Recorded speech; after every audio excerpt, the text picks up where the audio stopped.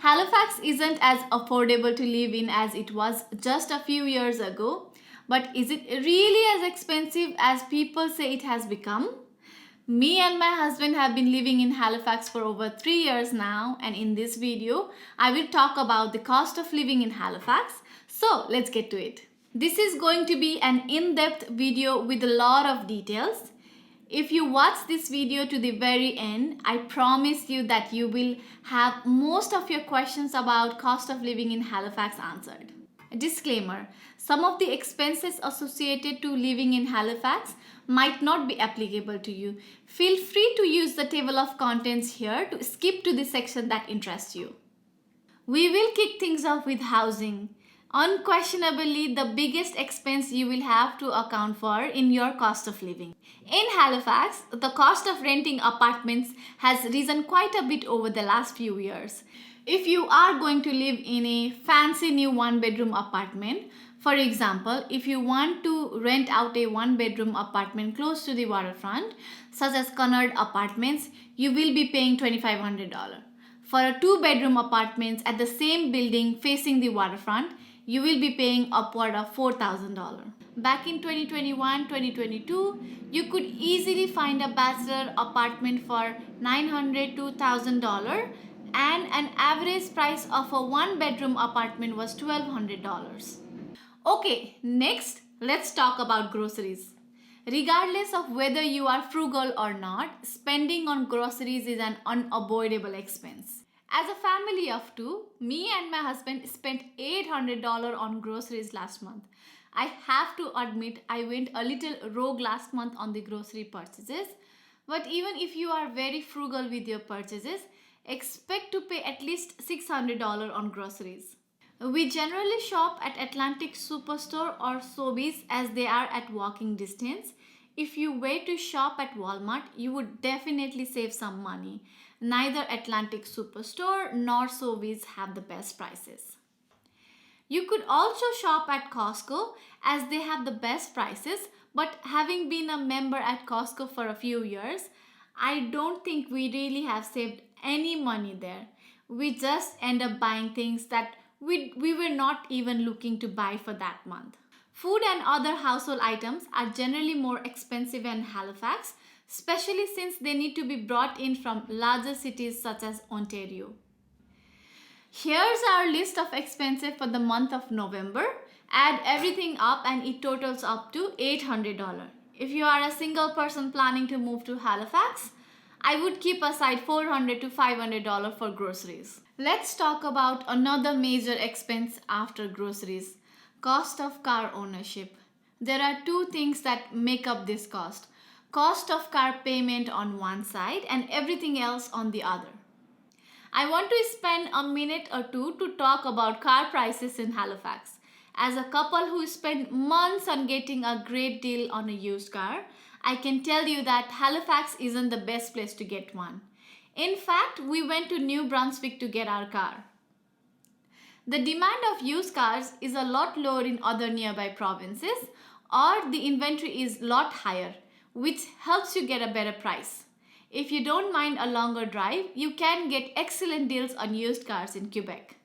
Also worth noting, even though it is a used car, you will have to pay taxes on it as though you were buying a new car. So make sure to budget in 14% tax on the used car prices in Halifax. Me and my husband bought an old 2016 car in cash because we did not want it to have monthly payment on a depreciating asset. But boy, were we wrong. After we decided on car and confirmed with the seller we would be buying the car from them, we started to get quotes from insurance companies. As a new driver, we were quoted anywhere from $300 to $350 per month for the insurance. We were shocked. Luckily, through group discount with TD and by bundling our tenant insurance, we were able to get the insurance down to $270 per month. But wait, the expense doesn't end here. Since we live in an apartment, we also need to factor in the parking cost. We currently pay $150 for underground heated parking per month, which is slightly below average parking cost in the city. You can expect to pay anywhere between $150 to $200 for underground parking in Halifax in 2025. So to conclude this section, even if you get a paid off car, you need to factor in $450 to $500 on monthly expenses before you fill in gas or factor in maintenance cost. If you are tight on a budget, it's best to rely on the public transportation. Having said that, let's talk public transportation. I have got a mixed feeling about this. While the public transportation isn't all that expensive, 1 year of us using it, we found the system to be not very reliable. And even when we knew that the cost of owning a car would be very high, we decided to go with it. With that info out of the way, let's talk about the cost of using public transportation. The city has buses and ferries as a part of transit, and you can use the same ticket to either board a bus or a ferry.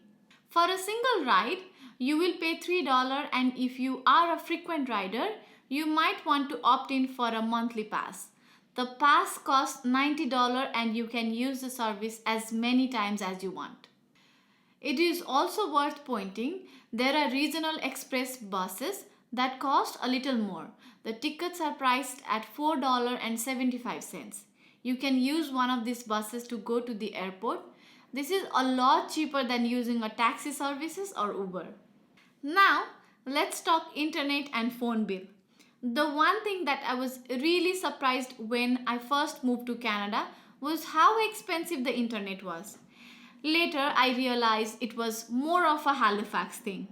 Currently, we are paying $86 for our 350 Mbps internet, and this is after we got an offer from the customer retention department from Eastlink when we threatened to leave them. Mind you, the $86 we pay is a limited time discount price, and they likely will bump us back to over $100 after a year or so without notice. The problem here seems to be the lack of competition. There are two major internet providers in Halifax, Eastlink and Bell. And when I called Bell, they said they don't service the apartment I live in. So I had no option but to go with Eastlink. For your consideration, here are a few internet prices from different providers and the cost from each one of them. Thankfully, things have gotten a lot better when it comes to phone plans now. You can get a phone plan for as less as $25 a month with 20 GB of data. I am with Public Mobile and I pay $75 for 3 months for 60 GB of data. Just 2 years back, I was paying $40 for a similar bundle. I will leave a link to my Public Mobile referral code that will give you a $10 discount on your first bill while giving me a small kickback. The other phone carriers that you can look into for similar deals are Kudo, Fido, and Lucky Mobile. They offer very competitive prices while offering a ton of data. And if your goal is to save money, I would stay away from first tier phone carriers such as Bell, Virgin, Eastlink, and Telus. They are a lot more expensive and offer a few added features that you are likely not going to use. It is now time to talk about the cost of eating out at restaurants. And I will be very honest here, you can do a lot better than me. Just last month alone, I spent $300 eating out and I'm sure I have missed a few expenses here and there. But let me get this straight. This high expense isn't just because we frequently eat out. It is also because Halifax is an expensive city when it comes to dining in at a restaurant. Last summer, when I was in Toronto, I was shocked to see the reasonable food prices. It mostly has to do with high competition between vendors and also because grocery is generally cheaper there. Cheap raw ingredients means that restaurants can charge customer less. It is also worth noting that Ontario has a lower sales tax, which helps slightly. Once you factor in a 14% tax rate and a minimum of 15% tip for any dine-in, it's really tricky to come out of a restaurant paying less than $50. Do it 6 times a month and it's not all that difficult to reach $300 spending. Now, we can talk about miscellaneous expenses. And this will be different for everyone. I personally put $200 aside for this and use this on activities such as swimming and dancing. Your hobbies might be different and you can choose to spend less or more on this category. You could use this expense to go to the gym or join Zumba classes. It's all dependent on what your life goals are and how much you want to spend. If you really want to stay active while being frugal, I would recommend you to join fitness centers such as YMCA. They have group sessions, a nice large gym, swimming pool, and a lot more. And it's in a really good locations right at the heart of the city in downtown. At last, let's talk plane tickets. Most people wouldn't factor in price of airfare when they are calculating the cost of living. But as someone who takes at least 2 international flights every year to visit family, I can tell you firsthand it's a lot more expensive flying from Halifax than it is from other major cities such as Montreal, Toronto, or Vancouver. Per trip, per person, you can expect to pay $500 over, and it's just not about the money.